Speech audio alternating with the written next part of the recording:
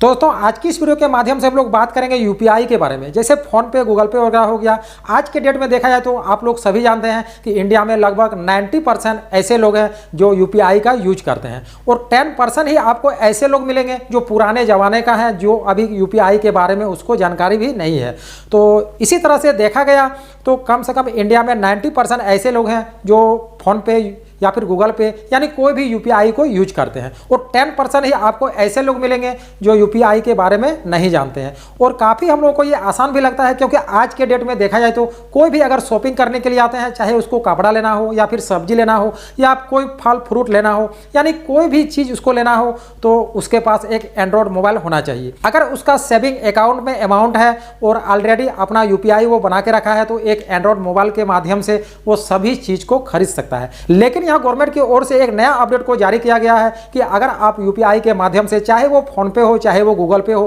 किसी भी यूपीआई के माध्यम से आप ज़्यादा ट्रांजैक्शन करते हैं तो आप गवर्नमेंट को यहाँ पर चार्ज देना होगा। तो आगे मैं इसी वीडियो में आप लोगों को बताऊंगा दोस्तों कि अगर आप कितना लेन देन करते हैं तो आपको चार्ज नहीं लगेगा, कितना लेन देन आप अधिक करने से चार्ज लगता है, सब इसी वीडियो में मैं आप लोगों को एक्सप्लेन करूंगा। तो बने रहे वीडियो के एंड तक। चैनल पर नए हैं तो भाई चैनल को सब्सक्राइब भी कर लेना। तो चलिए आज की इस वीडियो को शुरू करते हैं।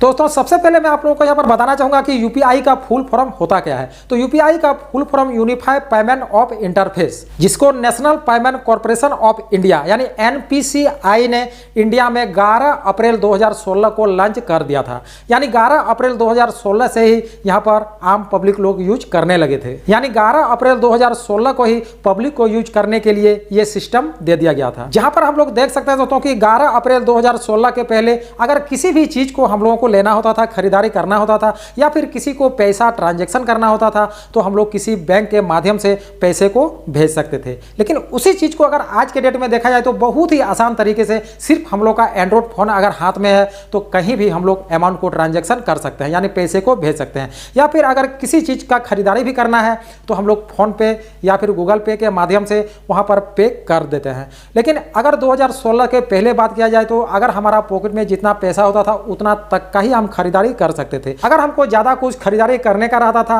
तो फिर से हम घर आते थे क्योंकि हमारा पैसा तो ऑलरेडी खत्म हो चुका था। तो अगर हम घर नहीं आएंगे तो फिर पैसा हम पाएंगे कहाँ, तो घर आकर के कुछ पैसा हम लोग ले जाते थे, तब हम कुछ सामान वहां से ला सकते थे। नहीं तो एक बार में अगर हम लोग घर से निकले हैं जितना पैसा लेकर के, उसी पैसा से जितना हम लोग का सामान होता था उतना सामान ही खरीद करके लाते थे। लेकिन उसी चीज को आज की डेट में देखा जाए तो अगर आप कहीं 100 रुपये का सामान लेने के लिए सोच करके आप मार्केट गए हैं तो आप 200-300 का भी सामान लेकर चले आते हैं क्योंकि आपका सेविंग अकाउंट में यहाँ पर ऑलरेडी बैलेंस होता है। तो हम लोग यहाँ पर 100 रुपया सोच करके जाते हैं, वहाँ हम लोग 300-400 का सामान लेकर के आ जाते हैं। वो चीज़ 2016 के पहले नहीं होता था। लेकिन अब मैं आप लोगों को बता देना चाहता हूँ तो इसके अलावा भी काफ़ी लोग यहाँ पर अलग तरीके से, यानी जो एक कानूनी तौर पर अलाउ नहीं है उसके विरुद्ध यहाँ पर काम करने लगे हैं। कई बार हम लोगों को देखने के लिए मिलती है कि पर्सनल काम को छोड़ करके हम एक बिजनेस की तरह अब इसको यूज करते हैं। कई ऐसे लोग आज के डेट में देखा जा रहा है कि किसी भी एप्लीकेशन को, यानी कोई एक कैश विड्रॉल करने का एक एप्लीकेशन होता है जिसको हम सीएसपी के माध्यम से यूज करते हैं और उसमें किसी भी ग्राहक का कैश को विड्रॉल करके अपना सेविंग अकाउंट में उस अमाउंट को ट्रांजैक्शन करके फिर उसको हम किसी एटीएम के माध्यम से उसको हम निकासी करते हैं। तो वो ट्रांजैक्शन सब हम लोगों का यूपीआई में ही गिनती हो जाती है, जहां पर गवर्नमेंट की नज़र से एक अनलीगल काम होता है। ये सब हम अपना यूपीआई से अगर ट्रांजैक्शन करते हैं या फिर कोई अगर कहीं अगर बाइक लेते हैं या फिर कोई फोर व्हीलर लेते हैं तो वहां पर भी यूपीआई के माध्यम से ट्रांजैक्शन करते हैं। तो यहाँ पर गवर्नमेंट को क्या लगती है कि ये एक बहुत बड़ा बिजनेसमैन है। और इसके बाद क्या होता है कि उस यूपीआई को अब, यानी अब ये सिस्टम को लागू कर दिया है कि अब अगर उस तरह कोई भी ट्रांजैक्शन करते हैं, कोई भी ऐप के माध्यम से किसी थर्ड पार्टी का यहाँ पर कैश विड्रॉल करके अपना यूपीआई में ट्रांजैक्शन करके इसके बाद कैश को वहां पर लेते हैं या फिर कोई बाइक लेते हैं या फिर फोर व्हीलर लेते हैं, यानी कहीं भी अगर मोटा अमाउंट को ट्रांजैक्शन करते हैं तो गवर्नमेंट को अब यहाँ पर टैक्स पेड करना पड़ेगा, यहाँ पर कोई चार्ज देना होगा और आपका यहाँ पर यूपीआई को एक बिजनेस यूपीआई बना दिया जाएगा। और अगर आपका यूपीआई बिजनेस या फिर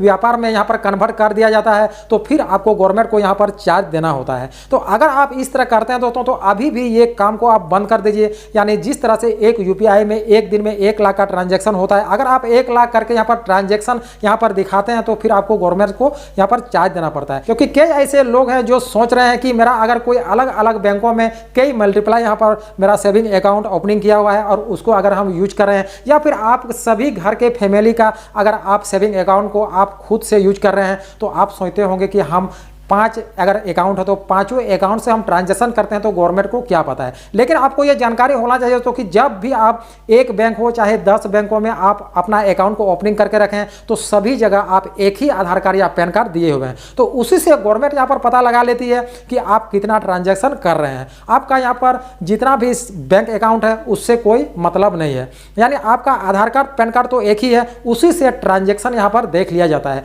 या फिर अगर आपके घर में 5 बैंक अकाउंट को आप खुद से यूज कर रहे हैं तो पांचों का आधार कार्ड और पैन कार्ड बैंकों में ऑलरेडी वहाँ पर दिया हुआ है, उसी से सरकार उसी से गवर्नमेंट यहाँ पर ट्रांजैक्शन का पता लगा लेती है। तो अगर आप इस तरह करते हैं तो आज से ये काम बिल्कुल बंद कर दीजिए, नहीं तो आपका यहाँ पर यूपीआई व्यापार में बदल दिया जाएगा और आपको गवर्नमेंट को एक मोटी रकम यहाँ पर देना पड़ेगा, जिससे आपको यूपीआई यूज करने में काफ़ी लॉस पहुँचेगा। आप खुद से यहाँ पर सोचेंगे कि आप हमको यूपीआई नहीं यूज करना चाहिए। यानी 2016 के पहले जिस तरह से आप पॉकेट में पैसा ले करके मार्केट जाते थे, एक दिन आपको भी इसी तरह से मार्केट फिर से जाना होगा 2016 की तरह। अगर आप ये सब नहीं चाहते हैं दोस्तों, अगर आप यूपीआई को हमेशा यूज करना चाहते हैं तो हमेशा अपना ट्रांजैक्शन को उसी जगह कीजिए जहां पर आपको यूजफुल लगे, यानी जहां पर आपको इंपॉर्टेंट लगे वहां ही आप यहां पर यूपीआई का यूज करें। अन्यथा आपका अगर कहीं पर जैसे आपको बाइक लेना हो या फिर फोर व्हीलर लेना हो या फिर कहीं आपको अगर मोटी रकम देनी पड़ती है तो आप अपना डायरेक्ट कैश को ही यहां पर दे सकते हैं, यानी यूपीआई के माध्यम से